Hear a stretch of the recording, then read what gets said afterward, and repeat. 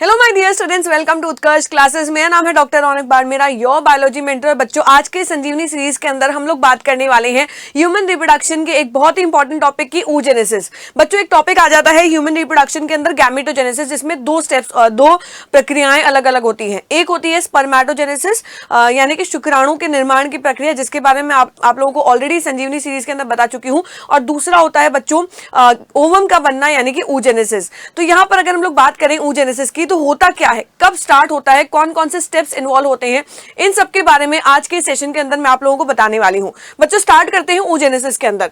क्या होता है oogenesis, होता क्या है बच्चों? तो अगर हम लोग बात करें oogenesis की प्रक्रिया की, तो यह प्रक्रिया वह प्रक्रिया होती है जिसमें फीमेल गैमेट बनता है, जिसमें मादा युग्मक का निर्माण होता है और उसे कहा जाता है mature ovum.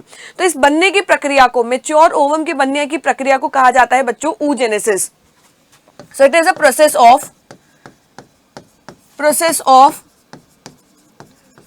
formation of mature ovum,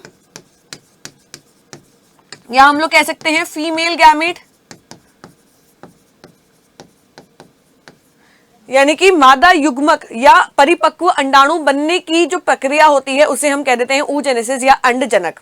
अब अगर हम लोग बात करें बच्चों की oogenesis होता कहां पर है, ये जो पूरा प्रोसेस है वो कहां पर हो रहा है, क्या फीमेल के अंदर हो रहा है? तो बच्चों, अगर मैं बात करूं कि ये जो oogenesis प्रोसेस है ये तब स्टार्ट हो जाता है जब एक फीमेल फीटस अपनी माता के गर्भाशय में होता है, फीमेल फीटस अपनी मदर के यूट्रस के अंदर प्रेजेंट होती है। बिल्कुल सही सुना बच्चों, ये प्रोसेस जो होता है वो तब स्टार्ट हो जाता है जब फीमेल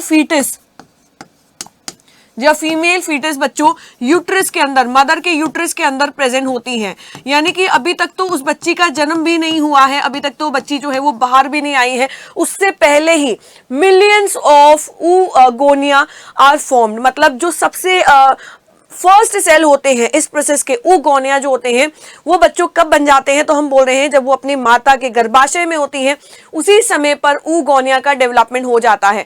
पर oogonia से ओवम बनने तक की प्रक्रिया जो होती है, oogenesis जो होती है, वो अलग अलग स्टेजेस के अंदर होती है।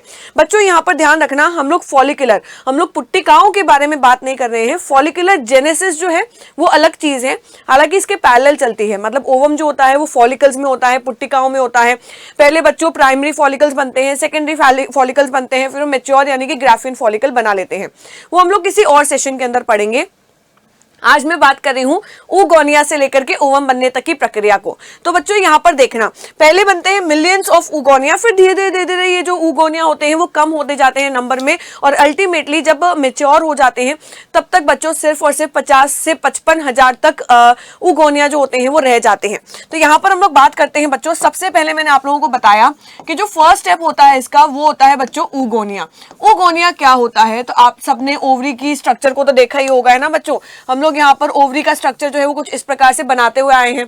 तो ओवरी के सबसे बाहर वाली जो भित्ति होती है, यहाँ पर बच्चों इसके जो सेल्स होते हैं उन्हें कहा जाता है प्राइमरी सेल्स। क्या कहा जाता है बच्चों? प्राथमिक कोशिकाएं कहा जाता है।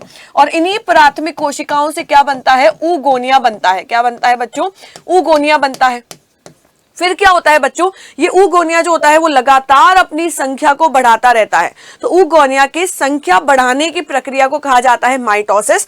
तो माइटोसिस के द्वारा, किसके द्वारा बच्चों? ध्यान रखना, माइटोसिस के द्वारा, समसूत्री विभाजन के द्वारा oogonia जो होता है वो अपनी संख्या को बढ़ा लेता है।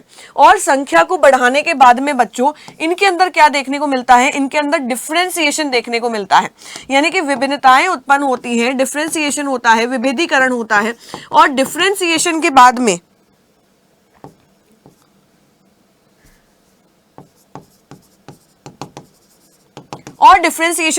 बच्चों ये किसके अंदर बदल जाता है? तो हम बोलेंगे ये बदल जाता है बच्चों प्राइमरी, फुल फॉर्म लिख दे, पूरा ही लिख देती हूँ बच्चों, में ऐसे कंफ्यूज नहीं हो जाओ आप लोग। ये बदल जाता है बच्चों प्राइमरी oocyte के अंदर।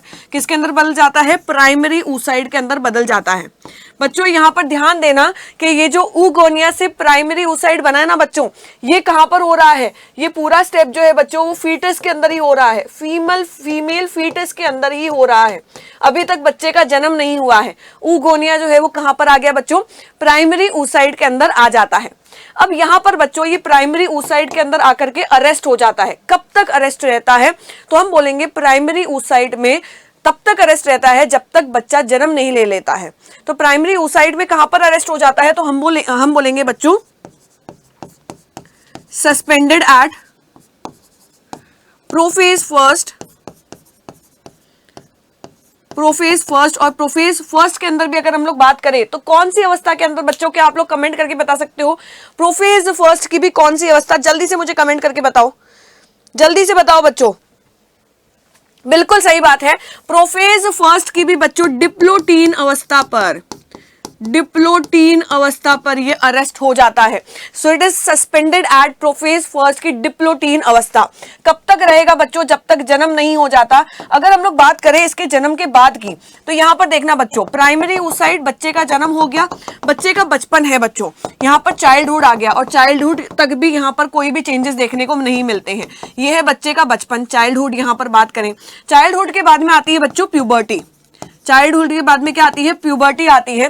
प्यूबर्टी आने के बाद में ये जो प्राइमरी oocyte है बेटा, ये जो प्राइमरी oocyte है यहाँ पर, ये बच्चों डिवाइड हो जाता है। और किसके द्वारा डिवाइड होता है, तो ध्यान रखना यहाँ पर ये डिवाइड होता है अर्धसूत्री विभाजन के द्वारा। तो मियोसिस फर्स्ट जो है वो यहाँ पर कंडक्ट होती है। मियोसिस फर्स्ट के द्वारा क्या बनता है बच्चों, एक छोटी सेल बनती है जिसे कहा जाता है प्राइमरी पोलर बॉडी।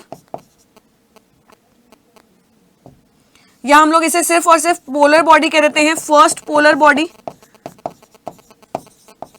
और यहां पर जो दूसरी सेल बनती है बच्चों, इसे कहा जाता है सेकेंडरी oocyte। क्या कहा जाएगा, सेकेंडरी oocyte कहा जाता है।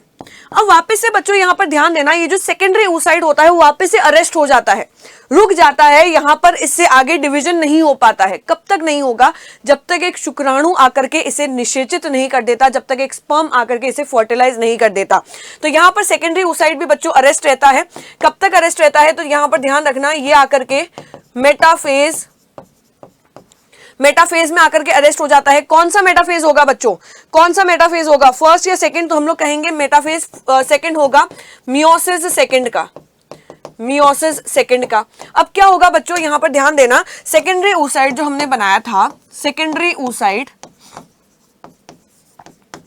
जब यहां पर कोई स्पर्म आकर के इसे निषेचित करेगा, कोई शुक्राणु आएगा बच्चों और इसे क्या करेगा, फर्टिलाइज करेगा, तो फर्टिलाइजेशन के बाद में ये सेकेंडरी oocyte जो है वो अपने अंदर मियोसिस सेकंड कंप्लीट करेगा। क्या कंप्लीट करेगा बच्चों, मियोसिस सेकंड कंप्लीट करेगा। और ये किसके अंदर बदल जाएगा, एक छोटी सेल जिसे कहा जाता है सेकंड पोलर बॉडी, जिसे कहा जाता है सेकंड पोलर बॉडी। और एक दूसरी सेल जिसे हम लोग क्या कह देंगे, जिसे हम लोग कह देंगे बच्चों अल्टीमेटली ये बन जाता है हमारा ओवम। क्लियर। तो यहां पर मियोसिस फर्स्ट और मियोसिस सेकंड के बाद में क्या बनता है, ओवम का निर्माण हो जाता है, एग जो होता है वो बन जाता है।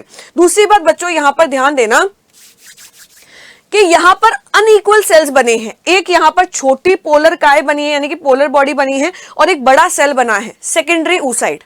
तो यहाँ पर ये छोटा सेल, ये बड़ा सेल, ये भेदभाव क्यों हो रहा है, तो बच्चों ये जो छोटी सेल बनी है और ये जो बड़ा सेल बना है, ये इसलिए बनाया गया है ताकि क्रोमोसोमल कंटेंट जो है वो इक्वली डिवाइड हो जाए, गुणसूत्र जो है वो इक्वली डिवाइड हो जाए। क्योंकि हमें जो एग है, हमें जो अंडाणु है वो कैसा चाहिए, हैप्लॉइड चाहिए होता है।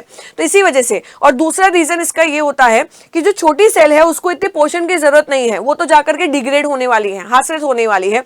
तो उसके अंदर जो साइटोप्लाज्म होता है वो इसके अंदर डाल दिया जाता है ताकि बनने वाले ओवम को ज्यादा पोषण मिल सके, ज्यादा न्यूट्रिशन मिल सके। तो ये दो रीजन की वजह से यहां पर पोलर बॉडी जो होती है वो बनती है। अगर हम लोग बात करें इसके अंदर क्रोमोसोमल कंटेंट की, तो ये तो आपको पता ही होगा कि ऊगोनिया जो होता है वो डिप्लॉयड होता है। यहाँ पर ये जो सेल्स बने हैं ये भी डिप्लॉयड होंगे। यहाँ पर प्राइमरी oocyte जो होता है वो भी कैसा होता है, डिप्लॉयड होता है। मियोसिस फर्स्ट के बाद में क्रोमोसोमल कंटेंट जो होता है वो आधा हो जाता है। तो यहाँ पर जो सेकेंडरी oocyte बनेंगे वो कैसे होंगे बच्चों, तो यहाँ पर ये होते हैं हैप्लॉयड, अगुणित प्रकार के होते हैं। और अल्टीमेटली हमारा जो ओवम बन रहा है ये भी कैसा होता है, हैप्लॉयड होता है। तो यहाँ पर दो बात जरूर ध्यान रखना कि प्राइमरी oocyte कब अरेस्ट होते हैं, ये अरेस्ट होते हैं बच्चों मियोसिस फर्स्ट की डिप्लोटीन स्टेज पर। सेकेंडरी oocyte कब अरेस्ट होते हैं, मेटाफेज सेकंड पर अरेस्ट होते हैं मियोसिस सेकंड के।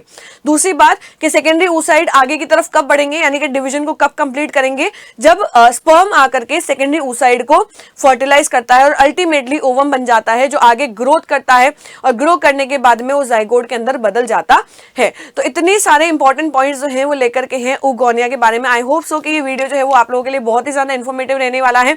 ऐसी इंटरेस्टिंग सी वीडियोस के लिए बने रहिए इस चैनल पर। Thank you for watching and हाँ, इसको लाइक और शेयर करना मत भूलना बच्चों। Thank you.